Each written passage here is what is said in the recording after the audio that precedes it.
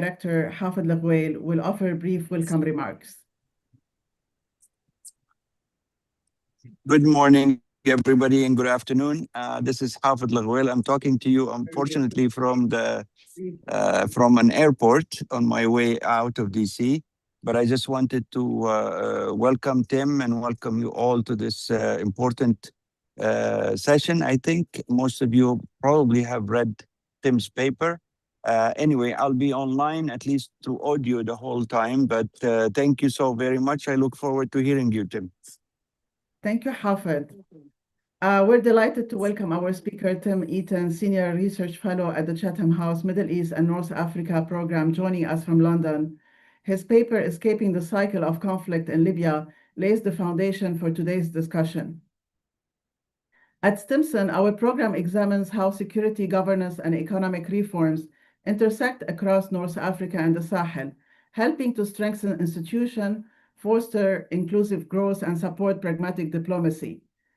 Within the broader regional lens, Libya remains a central case. Despite its former classification by the World Bank and IMF as an upper middle income country, Libya ranks 154 out of 163 on the 2024 UN Sustainable Development Goal Index, a stark measure of its governance deficit.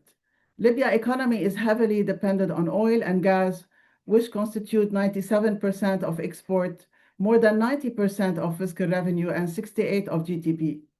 In early 2026, Libya remains deeply divided between rival administrations in Tripoli and the East, stalling national elections. Tim called to elevate the economic track in Libya political process, especially timely. Over the next hour, we will explore what that means for Libya governance, the United Nations process, the international partners like the United States. A quick housekeeping note, please send your questions through the Zoom Q&A panel. We will take as many as possible near the end. Tim, over to you, and thank you again for joining us from London. Well, thank you very much, Lana, for that kind introduction, and to Hafid and to the Stimson Center for hosting me this morning, this afternoon, for this discussion of the paper that I released just before Christmas. I guess to start off with, I thought it might be helpful just to explain why this paper, why this focus. And so I dub Libya as being subject to a conflict economy. And I think, sometimes people would contest, is Libya really in conflict? Some even see that the situation is stabilized because there's been no major outbreak of conflict. But in reality, what we see is a kind of no war, no peace. And I think what we've seen very clearly in recent years, probably at least a decade, is that economic drivers of conflict have been particularly prominent in the way that the state has run. And indeed, I think it's the case that the relative stability that we see today is as a result of economic deals between rival players. So what I wanted to get to in this paper really is the heart of this issue, because in some ways, people would say that these deals are what's stabilizing Libya. But when you look more closely, what you actually see is that these deals are hollowing out the Libyan state. They are leading to increasingly high expenditures, and they are leading to very negative impacts for the Libyan people. So whilst Libya is enjoying relatively high oil production, 1.3 million barrels a day, the reality for people on the ground is that they don't feel the benefits of those things. They are queuing at banks, they're queuing at petrol stations, they are finding that their salaries don't go as far. And I think this is all connected in this kind of bubble around Libya's conflict economy. And I think I heard another analyst use a phrase a few years ago where he said the economy might not be what everybody started fighting about, but it's definitely mostly what they're fighting about now. And I think that that's quite a helpful anchor point. And to be honest, over recent years, it's become the case, speaking with diplomats, speaking with Libyans, speaking with the protagonists themselves, that everybody accepts that control of the Libyan state connotes control of the economy. So much of the battle on the ground is for the control of the state's institutions, of revenue flows. But the problem is, what do you do to fix it? And I think that's really the central question that the paper seeks to answer. And I guess it's fairly obvious in a sense that if I see one of the principal problems to be economic drivers of conflict, then there should be a process, an economic track to address economic drivers of conflict. Thank you, Tim. It is a very complicated situation in Libya, and understanding all these, elements, economic and political, navigating how it's very complex, and the corruption part. And I want to just to examine better the situation. I have a few questions for you. How does Libya conflict economy function? If you want to start with that in the discussion. Sure, absolutely. So I think that the paper seeks to articulate how it functions in practice. And I think what we tend to see is that rival parties seek to control elements of the state and then control revenue streams using the state as a resource in many cases to fund their group. There's a patronage element to this.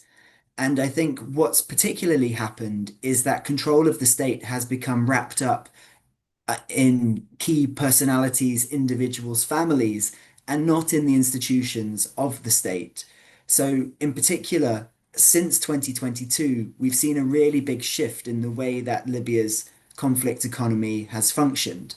Over time, we've seen an increasing penetration of armed actors and vested interests into Libya's institutions, and particularly economic and financial institutions.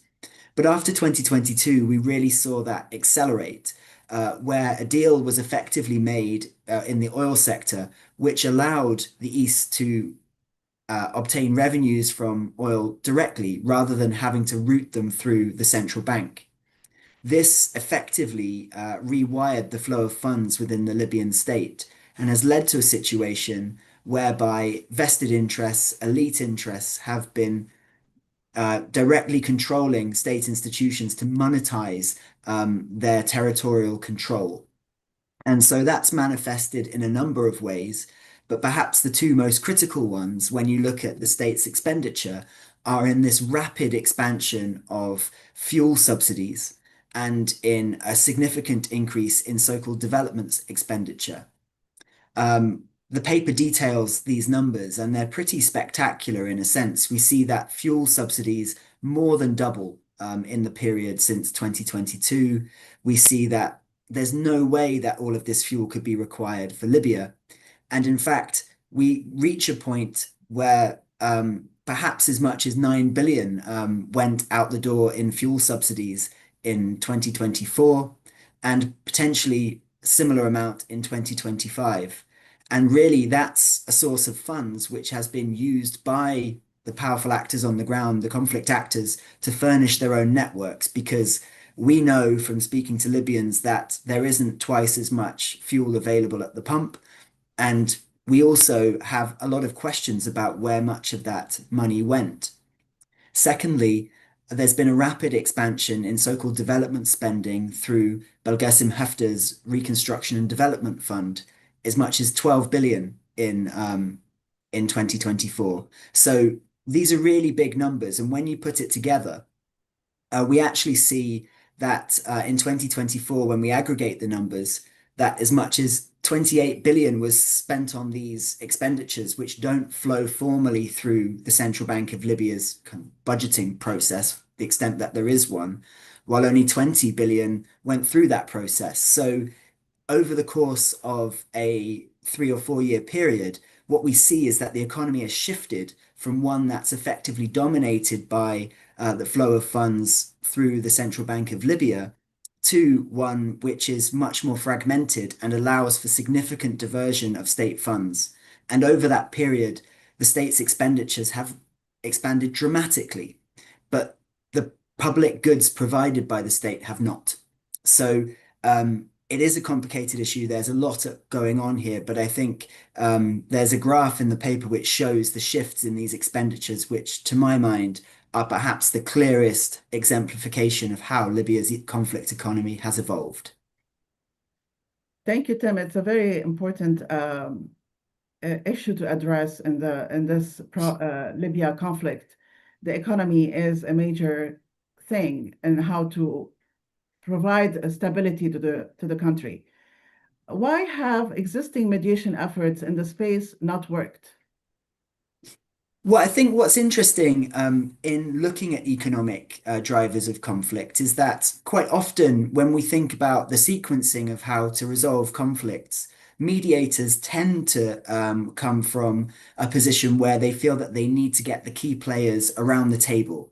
And from that position, there should be a deal that should be struck.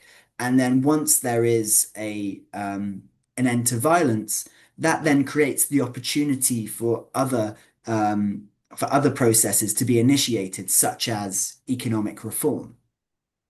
And so this has really been the logic up until now of Libya negotiations, where mediators have sought to bring together representatives of rival communities, key factions, power brokers, to effectively agree a power sharing deal.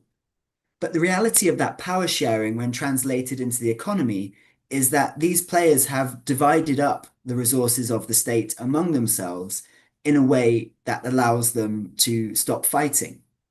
But the product of that division has been the worsening of all of the economic indicators that I just mentioned. And so if we go back to the train of thought that suggests that the changes can then come later, if we look at other contexts like Lebanon, we see that once these elite interests are entrenched in the economy and different aspects of the state are directly controlled by their networks, it becomes very difficult to then transform that system into, say, an inclusive and liberal economy. And so it locks a path dependence for Libya that it's been stuck in. So in a way, the argument that I'm making is rather than focusing on just a political deal first and then getting to the economics later, my view is that such a strong driver of conflict, the economics are, that needs to be addressed at least in some way immediately to be able to allow the space for a more inclusive political process to take hold. Because put simply, otherwise we're stuck in this situation where the UN has found itself interminably trying to convince actors who benefit from the current status quo to, as one diplomat constantly used to put it, make turkeys vote for Christmas. And so we've found over and over and over again that that's not an effective strategy. And so there needs to be some way of addressing these economic drivers. Up until now, it's not like the international community didn't think that the economy was important or Libya's institutions were important. But in a way, it sought to shield those institutions from this political fight. In some ways, that was helpful with the central bank, for example, over a long period, allowing the central bank to retain a relatively strong control within the economy. But they never sought to structurally address these problems around economic governance. So what tended to happen were very specific deals over exchange rates or to try and seek a deal over an audit of the central bank. It wasn't part of a broader strategic approach, in my view. Whilst that is hard to deliver, I think that's what's needed.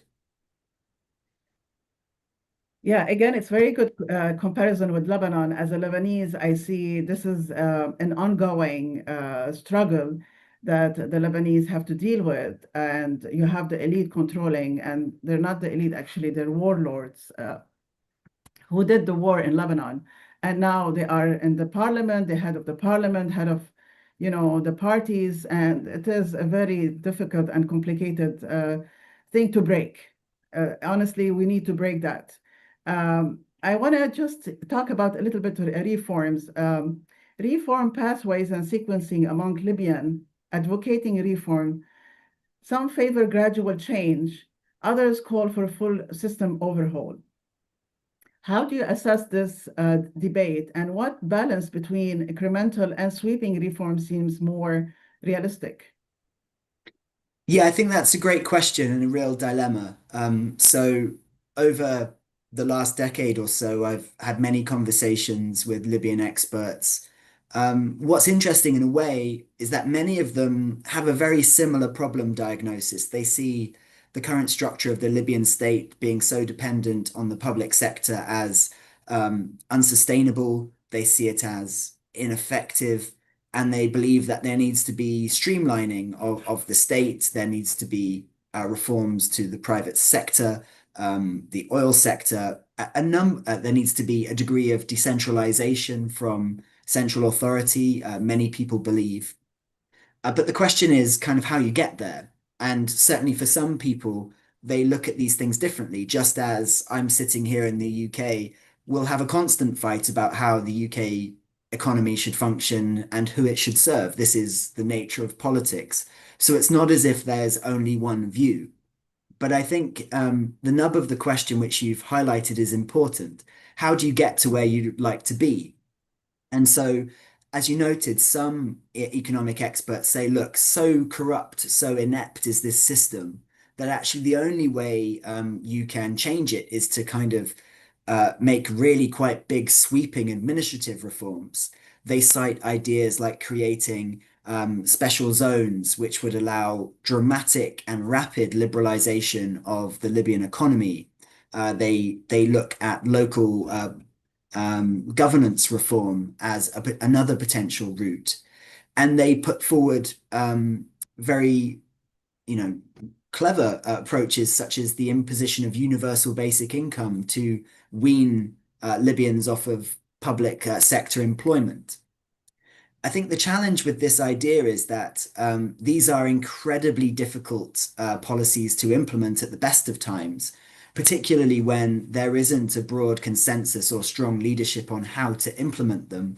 The risks are really, really high that, for example, a privatization approach could be completely dominated by the existing elites. I mean, we've already seen in the last couple of years that the private companies that have been created in the oil sector are clearly directly related to the most powerful officials in the country and the two ruling families. So how would you stop that? How would you guard against some of these really negative side effects? Similarly, ending public sector employment at the same scale would be a very difficult thing to implement and probably would engender quite a lot of opposition. So this leaves you with perhaps the incremental path.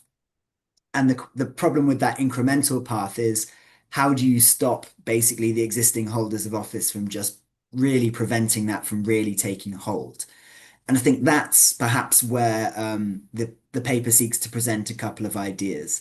It suggests that actually a direct mediation on some of the biggest issues, for example, having a budget for development spending, regulating the way that fuel imports are managed, these types of things would constrain at least the conflict economy. And I think that there needs to be a discussion, a deliberative discussion about reforms that need to be implemented. One of the things that I found quite interesting over the years speaking to Libyan experts is that they said, look, we don't need another plan. We had a plan in the 2000s. We had a plan in the 2010. It's the same plan. It just gets slightly reworked. The problem is that we don't implement it. Or in the 2000s, parts of it were implemented, but other parts of the state remained unreformed.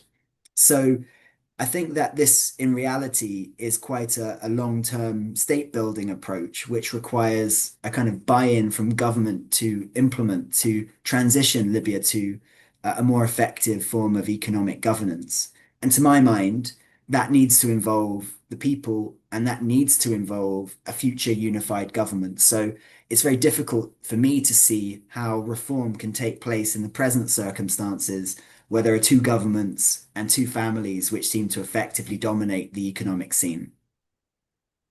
Thank you, Tim. I mean, you kind of addressed my third question. What should an enhanced economic track look like? So the UN support mission role, can you just kind of explore more about how is it really effective playing a role in this conflict and shifting, Libya to another economic level. And the failure, if you look at the past, what the UN has done in the past, it failed many times. And what is now, how they're working now on a new plan, and how is it, do you think, will be effective? Well, I think to start off with, I always say there's plenty of blame to go around in terms of the failings of political processes in Libya on the international side, where external actors have played a very negative role in most cases, and also from the intentions of many of the elites that participate in these processes to undermine them on the Libyan side. That being said, I think that the UN also has to shoulder its share of the blame. I think one of the things that's quite interesting about the UNSMIL mandate is that it's charged both with supporting day-to-day governance and mediation. So on the economic front, I guess what I would advocate is that it needs to be a bit more about the mediation than about just the day-to-day management. And at the moment, the UNSMIL, of course, has been implementing its multi-track process. It has an economic structured dialogue, which is looking at many of these issues. But I think the challenge I have with understanding how effective this can be is that it's not especially clear to me what the specific objectives of the economic structured dialogue are. They seem to cover a lot of big issues from the day-to-day to the reform, and they include members of existing institutions and those from outside.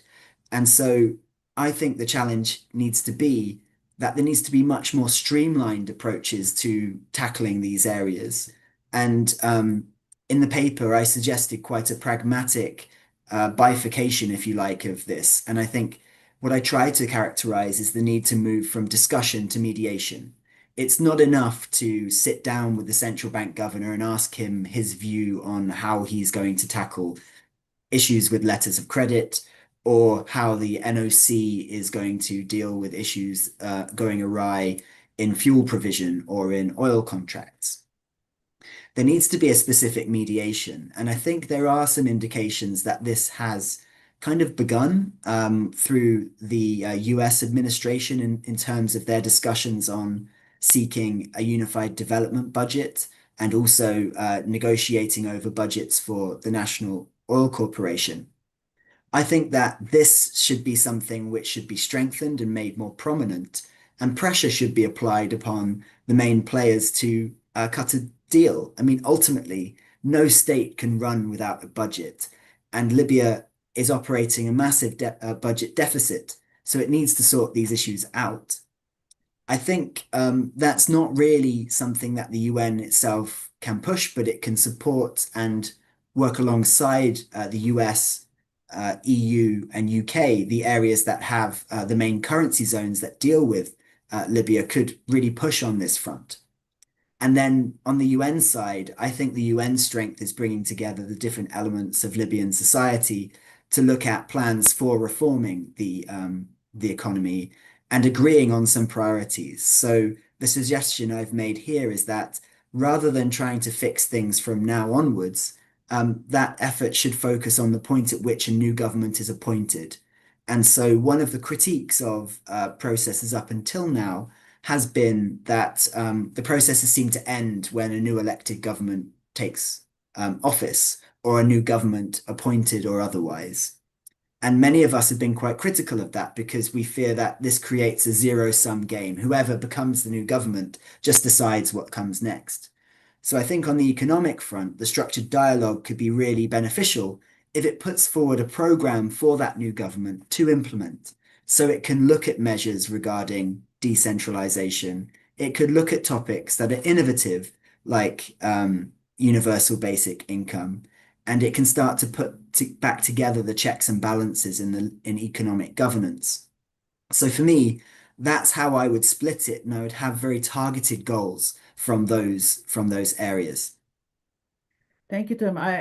You also touched on my next question, which is elections. And how elections are often seen as indicators of progress. When can they actually promote economic reform, and when might they simply reinforce the conflict economy? And in Libya's case, I mean, similar to Lebanon, we have had many elections, and all these warlords stayed, and actually they get stronger. So having an election doesn't guarantee that you're gonna really change the dynamics and the governance in the country. So how do you think that will work in Libya? Well, look, I think the challenges are very steep, and I don't think anybody is predicting the elections being run anytime soon. It's clear that the enduring approach of key political elites and institutions has been to frustrate attempts to hold elections because these figures don't want to be replaced. They fear that any election cycle could lead to their removal. And I think perhaps what's notable in the Libyan context versus perhaps a context such as Lebanon or Iraq is that many of these political leaders don't have a wider support base or a community that really does back them. So I think that there would be some political change. Um, Other challenges also arise, though, because we would probably see a number of candidates connected to armed factions. We would see a lot of patronage coming from the ruling families in those elections. And so I'm not one of those people who believes elections are an end of themselves. I think actually they've got to be a a point along a pathway. And that's why, on the economic front, I think it's important that whatever government comes in, appointed, elected, or otherwise, is expected to follow a particular set of economic imperatives that have been agreed upon by the Libyan people.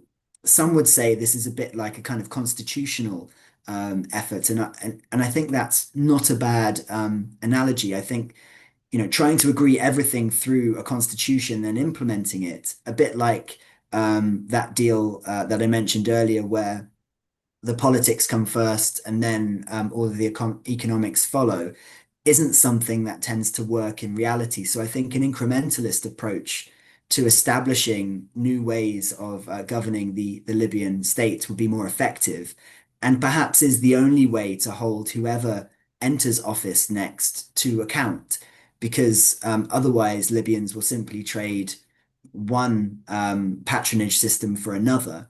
And I think what we're seeing over time is that this is worsening because the scale of the diversion of funds, the failures of the state just continue to grow. Thank you, Tim. Another question about the US efforts in Libya, which is a very kind of recent, with the Trump administration, we see that they are making more efforts to, let's say, not control Libya, but kind of engage with the Libyans and invest in a certain way in oil. Can you tell us more about that, please? And how do you think that will be a negative or positive change to Libyan economy? It's a good question. Clearly, it's an evolving approach. The Trump administration has made it very clear that it is seeking economic engagement and mutually beneficial relations with states around the world, including in Africa and including Libya. So it's clear that an opportunity is seen by the administration in Libya to cut deals, most notably in the oil sector. And there are a lot of risks that are associated with this, of course, in terms of potentially entrenching bad actors in place, of allowing them to seek international support, which would further enhance their current position. But at the same time, I think a lot of opportunities, because the reality is that investing in the oil sector requires quite a long-term view in terms of what can be got in returns, right? Oil companies invest billions of dollars, but they need to know what's going to be happening in the next decade, in the next 20 years. They need to be able to project. And just doing a deal with one elite or another in Libya is going to be a very flimsy basis for that investment. Similarly, if there's no budget for the National Oil Corporation, or the National Oil Corporation isn't able to keep up its end of the bargain, then that partnership is unlikely to succeed. So I think that um, there is a quid pro quo here. There is a kind of proverbial boat tide that raises all boats by actually seeking agreements in economic governance which allow for the entry of international oil companies to bolster Libya's production. But that has to be done in a way that supports Libya's institutions and doesn't allow the continual privatization of the state's resources into the hands of a limited number of Libyan elites, because I think those investments will be doomed to failure. For example, many Libya watchers wonder what will happen when Khalifa Haftar passes away. Will his son Saddam be able to take over seamlessly? Will there be a fight about that? If you're an oil company and you're operating in those areas, you would want to have a pretty good idea about what's going to happen. You would want to have a pretty good idea that whatever contract you have signed is going to still be valid. So I think actually the benefit I see here with these types of engagement is that it does push a long-term view, which is necessary in Libya. I just also would be keen to stress that the risks as well around corruption need to be navigated. And I think what we've seen so far with the engagement of Masad Boulos, the envoy, is that he does seem to be keen to look at these kind of economic arrangements. Now, some have suggested that this is ultimately undermining any political process because it will provide legitimacy for the existing rulers. But again, I think this is a risk, but the best outcome here possible would be for the deals that are done in the oil sector to be connected to the mediation I mentioned about budgets so that the state can bring its finances kind of back on track. Up until now, I think that's where their efforts have been. They have publicly announced success on a unified development budget, but I think that feels premature at the moment because there aren't details that are released and there doesn't seem to be a settlement figure. So that there can't be a budget if there isn't a figure. But there are some positive indications in this regard. Thank you, Tim. U.S. plays a big role all over the world. And in Libya, other than U.S., how can the international community support these efforts? Yeah, I think it's really important that they do. And I think it's worth starting off by noting that many external actors in Libya have sought to extract from Libya's economy. We've seen deals in the oil sector benefit companies that are connected to Turkey and the UAE, for example, with contracts that don't seem to be delivering value for money for the Libyan state. So there is an element of self-interest in many of these areas. I think where the international community can deliver is on expanding some of the things that they are doing that are effective by helping the Libyan state combat issues such as illicit fuel exports, by helping to reinstitute checks on the distribution of trade financing through letters of credit, and by supporting a direct mediation on the issues to apply pressure. And where major violations of Libya's criminal code are identified in the laundering of money, I think that there should be cooperation between Libyan institutions and their international counterparts to bring the perpetrators to justice. I think there needs to be a reset of the rules of the game, which move away from just extracting as many funds as possible, which is currently the approach. And that is incredibly damaging for Libya. The Italians' relations with Libya, how do you see that advancing, stability, economic stability? How's the Italians engaged in Libya on this conflict? Well, Italy has deep engagement with Libya, of course, on energy, on cooperation with relation to migration management. There's a lot of legitimate criticism of that engagement, particularly on the migration side. And there have been indications that Italian companies have been able to negotiate big contracts. I think the same holds true for the Italians as what I mentioned to the Americans. I think the word of caution is that sometimes I feel the international community feels that corruption in Libya is a price worth paying to stop armed conflict. But I think what they've got to do when they look at their interests in the oil sector, and certainly a company like Eni should do this, is understand that actually such is the scale of this corruption, of this diversion of funds, that's undermining the ability of the state to function. So even if you put aside the horrible impact that that has upon people, it means that their investments are on very shaky ground. So I think there needs to be some enlightened self-interest exercised here by the international community to support the Libyan state to regain control over the management of its assets. Another issue, I mean, we want to know what lessons can we learn from other contexts? And we did mention Lebanon, and you did mention Iraq. If you can explain more, how would that help? Yeah, so in terms of Lebanon and Iraq, I think the clear lesson is that, look, there were kind of deals that factored in economic rents in those countries. But the problem is that they were horizontal between leaders and elite groups and not vertical. They didn't trickle down to the population. So I think the lesson has to be learned here that an economic track has to address that vertical aspect, has to address how the people are affected and how economic governance should work for them. It shouldn't just be about negotiating between conflict actors.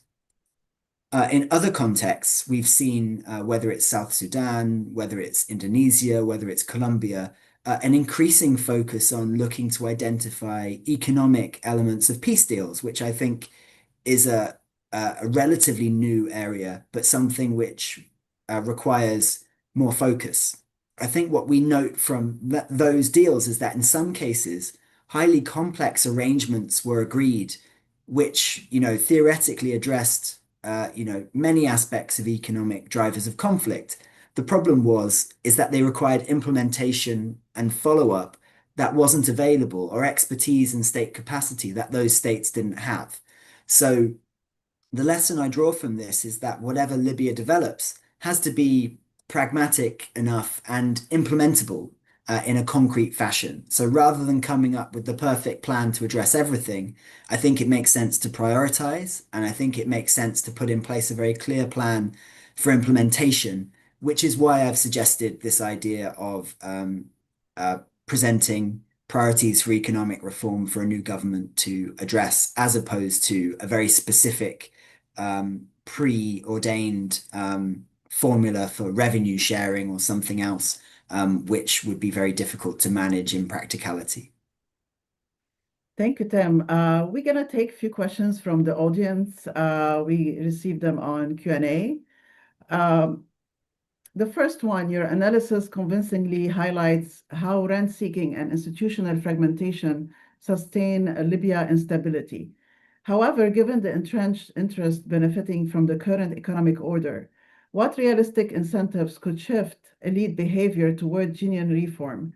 In other words, what would make key actors voluntarily move away from a system that currently serves them?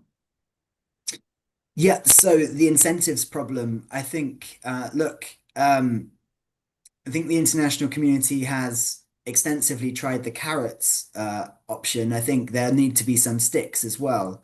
I think that there need to be some consequences for some of the worst economic behaviors that have been viewed. And I think that, where we have seen some international cooperation on applying pressure to Libyan actors, there have been quite big impacts. So just one small example was the targeting of Osama and Jim al-Masri, the guy that had an ICC arrest warrant against him. His assets were seized, and his subsequent arrest, albeit much later and after many failings, I think sent a message to militia leaders that actually the types of behaviors that they were undertaking could come at a cost. I think that there needs to be this sense of peril by some of these players to understand that if they engage in transnational illicit economic activity, that other states are watching and that they will target those assets because many of these players, if not all the big ones, have assets outside of the country that are vulnerable.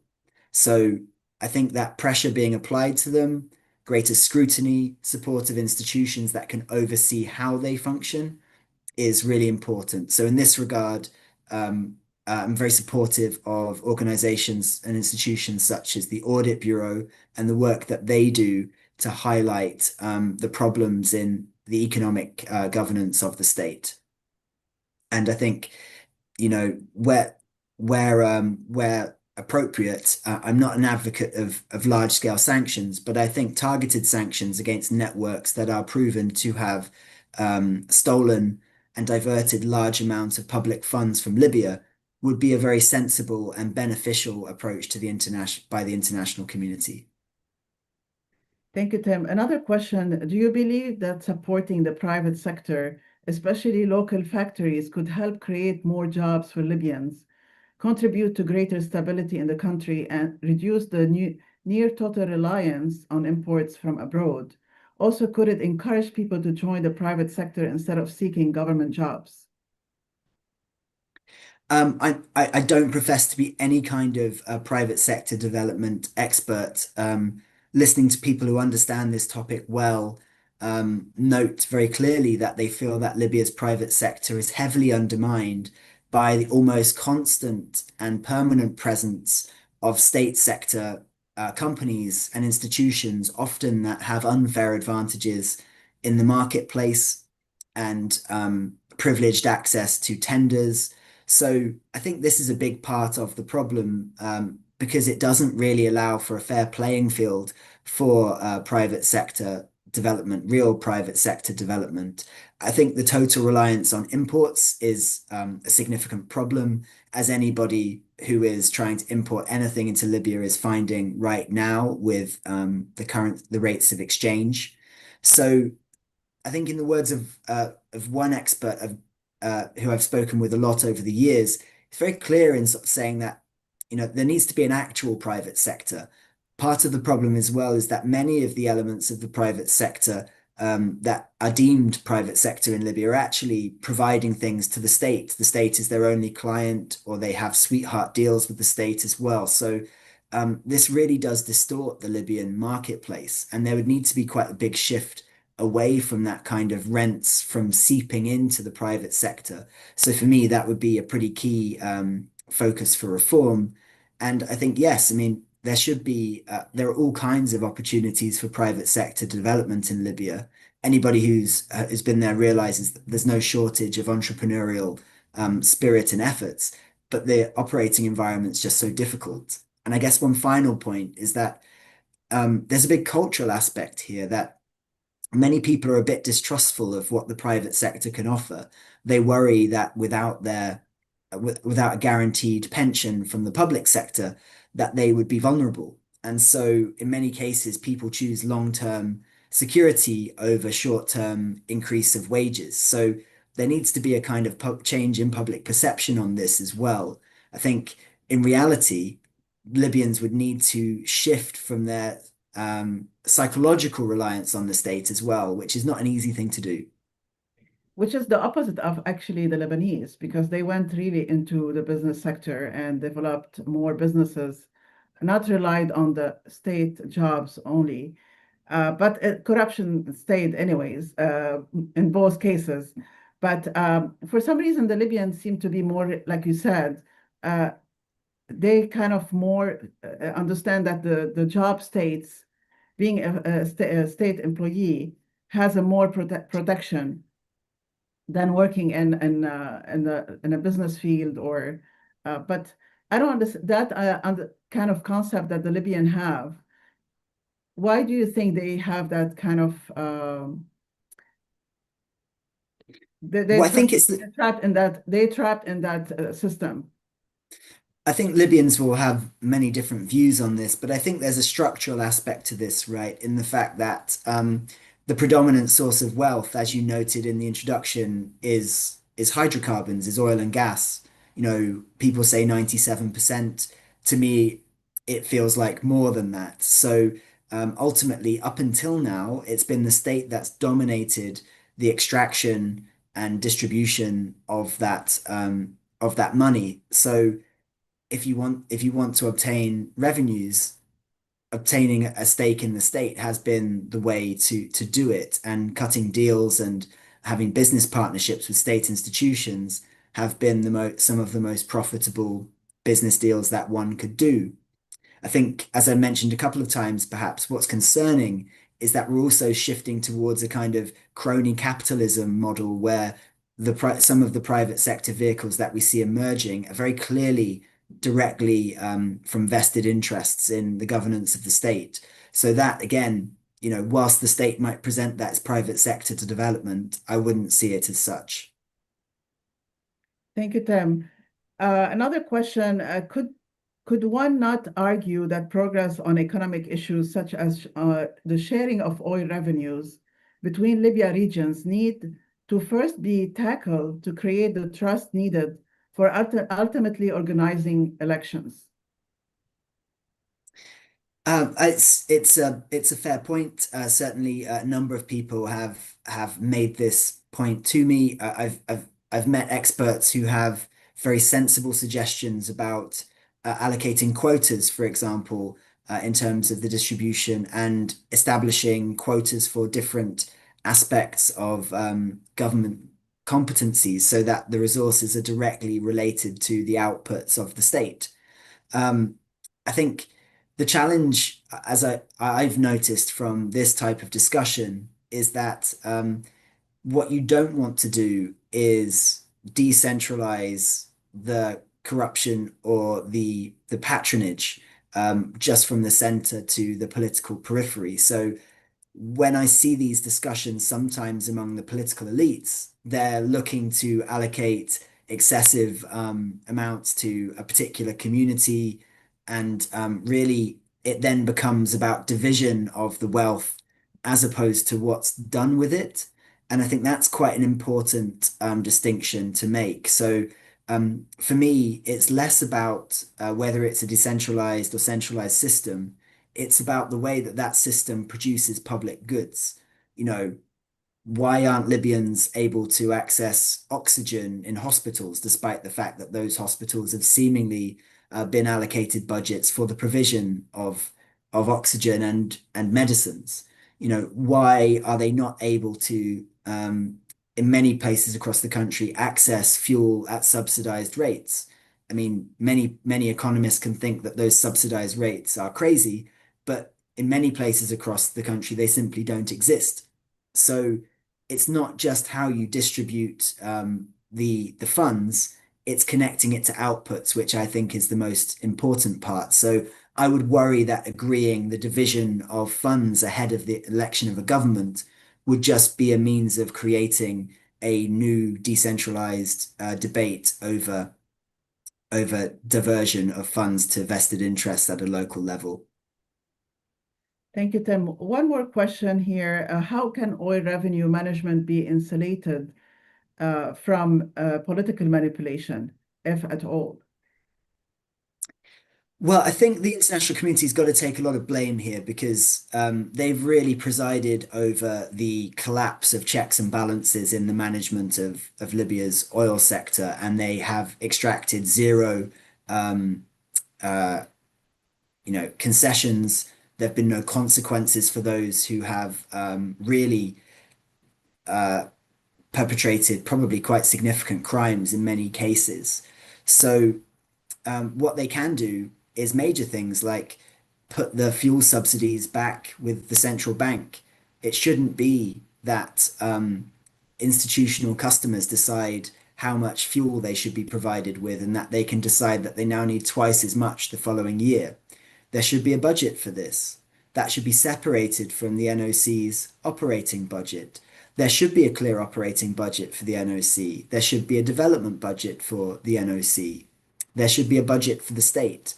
I think reinstituting checks and balances and simply trying to implement the laws that already exist in the land over economic governance would already put Libya, a million miles ahead of where it is now. And I guess that's what I'm kind of focused on with that kind of mediation track. It would be to bring back those guardrails, as opposed to continuing this conversation about who gets what. Thank you, Tim. We'll take maybe one or two more questions before we conclude. We have one question here. Can you provide insights into the role of journalists in exposing the actions of the actors in Libya? Are there credible local journalistic momentum to hammer away at transparency and financial wrongdoings that transcend the parties, meaning Libyan voices that are perceived as credible and are non-partisan? There certainly are. There are some important and brave journalists who work on investigations to uncover what's happening.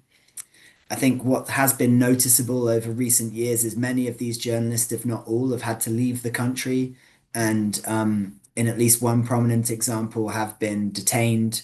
Many other cases, they have been intimidated. And there is a real challenge here, right? Because again, the international community has not really provided much support to civil society in Libya in recent years. Very punitive legislation has been passed, and journalists, I think, find themselves operating in a really difficult environment. So I think this has led to, in many cases, to the presence of a lot of kind of open secrets where people know a lot of the things that are happening, but even if they can print it, they don't know what will happen. Can Libya's own institutions enforce against its findings? The reality is that the Attorney General can't just go and arrest anybody in Libya. So this impunity problem is a real problem. And I think the only way that that is tackled is through the work of investigative journalists highlighting the abuses and conveying to the Libyan people how this really affects them on a day-to-day basis. The reason that their salaries are worth less and less is due to these activities. And I think collaboration between Libyan and international counterpart agencies to address these issues is really necessary. That's, not a particularly snappy approach. It's kind of a public accountability and an institutional accountability approach. And I think there needs to be more transparency in some of the things that are published. But, these aren't things that are going to be solved overnight. Libya's kind of deteriorated in these regards over the years. And so it will take some time to get back to even where it was, let alone to a better place. Thank you, Tim. We'll take one more question before we conclude. Given Libya's dependence on access to international correspondent banking, particularly a relationship tied to institutions like the Federal Reserve Bank of New York, can those banking channels be used as structured leverage to enforce stronger AML, SFT compliance, and fiscal transparency? What are the limitations of this approach? Absolutely. I think this is a really important approach. Correspondent banks shouldn't just look to de-risk Libya and try and remove any engagement.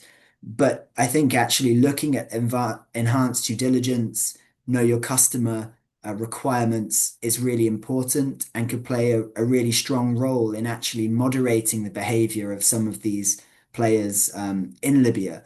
And so there's definitely a role for private business here. Similarly, issues such as business advisories that could be presented would also, I think, enhance that accountability. And I guess just finally, in relation to that, where the international community could really help is by continuing and stepping up its efforts through organizations such as K2, which is looking at letters of credit in the central bank and ensuring that they meet compliance standards. Expanding that process to euro transactions could also be beneficial. And I think, this is a kind of institutional state building approach with international support. That's kind of the through line that I'm focusing on here. I think that these are quite pragmatic points of engagement and that they would make a real difference on the ground, because some of these politically exposed individuals and politically exposed companies have banking operations in Europe and elsewhere. Thank you, Tim. I think this is the last question. We're not going to take more. We're going to conclude. And I want to thank you for sharing your insights and the depths of your research. It's been an invaluable discussion. You have clearly shown how power, institutions, and rents must be addressed together if Libya is to move beyond its cycle of crisis. And thank you to everyone who joined us and contributed thoughtful questions. Do you have any last words, Tim, before I conclude? Just to say thank you to everyone for joining and to listen to me talk for a very long time. I think that it really is important that this issue is manifested in policy and not just presented as a kind of lost cause. So I do hope that discussions on the economic track will continue and that some of these ideas can be developed. Thank you. It is a very complex situation in Libya, and we hope that we will have some resolution to this conflict. Thank you, everyone who joined us and contributed thoughtful questions. A recording of today's webinar is available on our website. To stay connected with our work and future events, please visit stimson.org and subscribe to our newsletter. With that, I will bring today's session to a close. Thank you, Tim, again.